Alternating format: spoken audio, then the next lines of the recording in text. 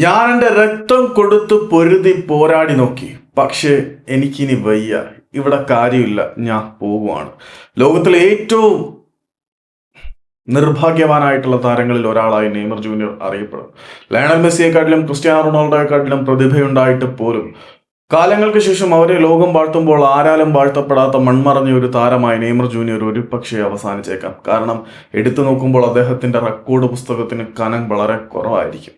നിരന്തരം വന്ന പരിക്കുകളും തീരുമാനങ്ങൾ എടുക്കുന്നതിൽ വന്ന പിഴവുകളും മൂലം ലയണൽ മെസ്സിയെക്കാട്ടിലും ക്രിസ്ത്യാനോ റൊണാൾഡോയെക്കാട്ടിലും എത്രയോ മുകളിൽ പ്രതിഷ്ഠിക്കപ്പെടേണ്ട ഒരു വിഗ്രഹമാണ് ഇങ്ങനെ എവിടെയും എത്താതെ വീണുടഞ്ഞു പോയത് എന്നുള്ളത് ലോക ഫുട്ബോൾ ആരാധകർക്ക് എല്ലാവർക്കും വളരെ വലിയൊരു നഷ്ടം തന്നെ ആയിരിക്കും.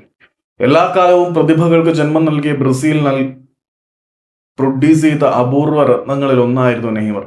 പക്ഷേ അദ്ദേഹത്തിന്റെ ലൈഫ് സ്റ്റൈൽ അദ്ദേഹത്തിനെ നശിപ്പിച്ചു.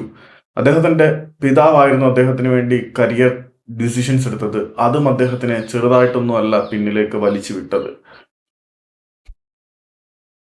അദ്ദേഹം ഏറെ കഷ്ടപ്പെട്ടാണ് പരിക്കിൽ നിന്നും തിരിച്ചു വന്നത്. പക്ഷെ തിരിച്ചു വന്നു, ബ്രസീലിന് വേണ്ടി വേൾഡ് കപ്പിൽ കാര്യമായിട്ടുള്ള ഇമ്പാക്ട് ഉണ്ടാക്കിയെടുക്കാൻ അദ്ദേഹത്തിന് കഴിഞ്ഞില്ല.